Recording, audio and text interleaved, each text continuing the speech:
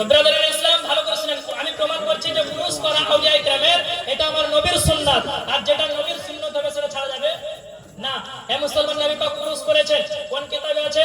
বুখারী শরীফের মধ্যে হাদিস, সাল্লা রাসূলুল্লাহ সাল্লাল্লাহু আলাইহি ওয়াসাল্লাম আলা কাতরা উহুদ বাদা সামানিয়া সিনিনা কাল মুআদ্দিনিল আহইয়া ওয়াল আমওয়াত। এই হাদিসের মধ্যে আছে উহুদ যুদ্ধ সংগঠিত হওয়ার 8 বছর পরে সাহাবায়ে কেরামকে নিয়ে নবী পাক উহুদ যুদ্ধে যে মাজারগুলো ছিল তাদের মাজারে গিয়ে নবী পাক জিয়ারত করলেন। বলেন সুবহানাল্লাহ। কিভাবে জিয়ারত করলেন? বুখারীর হাদিস, কাল আহইয়া ওয়াল আমওয়াত, যেভাবে একজন জীবিত ব্যক্তি ইন্তেকাল করলে আমরা সকলে মিলে তাকে দাফন করি, সেইভাবে সমাবেশ নবী পাক সাহাবাকে নিয়ে করেছেন, এটা প্রমাণিত। উরুসে আমরা কি করি? দোয়া করি। দোয়া করা প্রমাণিত কিনা? দোয়া করা প্রমাণিত। উরুসে আমরা কি করি? জলসা করি। জলসা করা প্রমাণিত কিনা? বুখারী শরীফে এই পৃষ্ঠায় বলতে আছে, সুম্মা তালা আল মিম্বারা, নবী পাক সেই জায়গায় মেম্বার আরোহণ করলেন। মেম্বার কোথাকার হয়? স্টেজের হয়। মেম্বার কোথাকার হয়? জলসার হয়। নবী পাক জলসাতে উঠে আরোহণ করলেন, জলসাতে বক্তব্য দিচ্ছেন। 3টি বক্তব্য দিয়েছিলেন। ইন্নী বাইনা আইদি ইয়াদাইকুম ফারতুন, নবী পাক বলছে, ও আমার সাহাবী, আমি তোমাদের পূর্বে ইন্তেকাল করব। ওয়া আনা আলাইকুম শাহিদ, তোমাদের সাক্ষী আমি দেব, তোমরা দুনিয়াতে কি করছো তার সাক্ষী কিয়ামতের ময়দানে আমি দেব। ওয়া ইন্না মাউইদাকুমুল হাউজ, নিশ্চয় আমি হাউজে কাউসারকে এখান থেকে দেখতে পাচ্ছি। বলেন সুবহানাল্লাহ। হে মুসলমান, উরুস করার পরে তারপরে বুখারী ফাইনাল আনসার ইলাইহি মাকামে হাজা, রাসূল পাক বলছেন, নিশ্চয় হাউজে কাউসারকে আমি এখান থেকে দেখতে পাচ্ছি। তো উরুস নবী পাক করেছেন, নবী পাক করেছেন।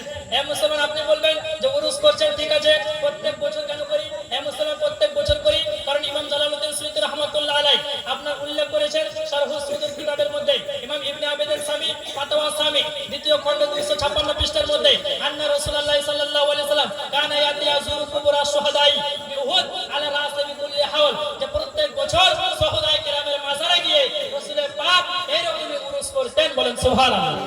তা আপনি প্রশ্ন করবেন, ঠিক আছে, উরুস করা তো নবীর সুন্নাত প্রমাণিত হলো, উরুস নাম কেন রেখেছেন? তাই তো মিলাদ রাখতে পারতেন, ফাতিহা রাখতে পারতেন, জলসা জুলুস নাম রাখতেন, উরুস নামটা কেন রেখেছেন? তো ভালো করে শুনেন, কবরে প্রশ্ন কয়টি হয়? এই জন্য বলেন তিনটি, মানে এই কটা লোক জানে, বাকি লোক জানে না।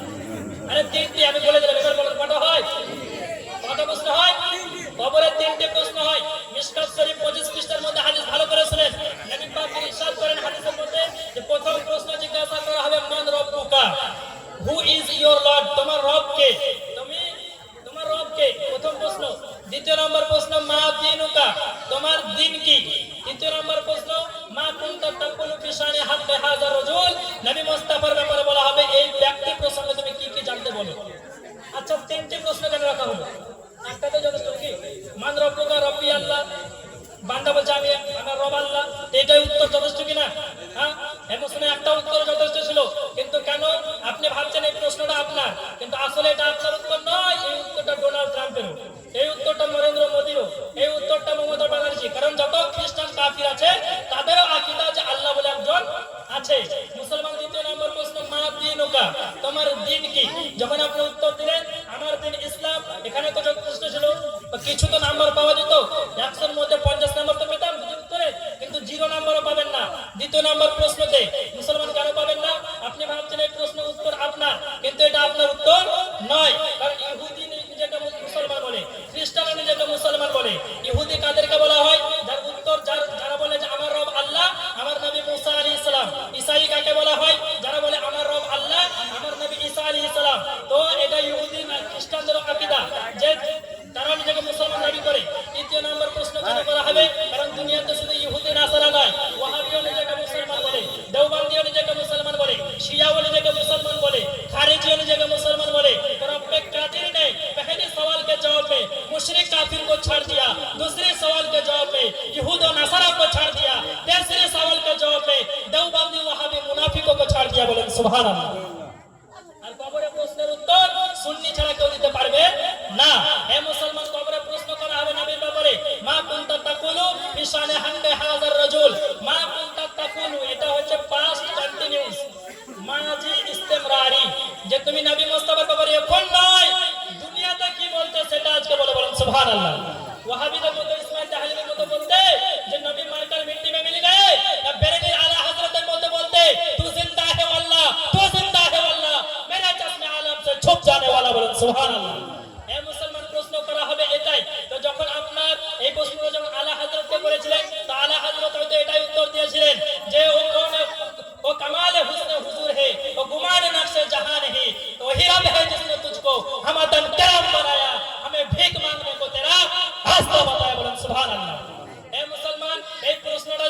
হুজুর জসিমউদ্দিন রহমাতুল্লাহ আলাইহিকে জিজ্ঞাসা করা হয়েছিল যে তুমি এই ব্যক্তির বিষয়ে কি জানতে বলো, তো তিনি হয়তো এটাই উত্তর দিয়েছিলেন, আরে সারা জীবন মুরিদদেরকে এটাই শিখিয়েছি, দরুদ শরীফ ইনার প্রতি পড়বে, ইনার তাজিম করবে, ইনার প্রতি সালাম করবে, ইনার সম্মানটাই হচ্ছে আসলে ঈমান। তো যখন বান্দা কবরে উত্তর দিয়ে দেয়, মুস্তাফা ইরশাদ করবেন, বান্দা আজাদ सुनाए हमारे दर का कैसे लेते हो हिसाब, इसमें तुम्हारा क्या है, फिर मुझे दामन अक़दस में छुपा ले सरवर और कहे कि चलो हटाओ, इसमें तकाजा क्या है।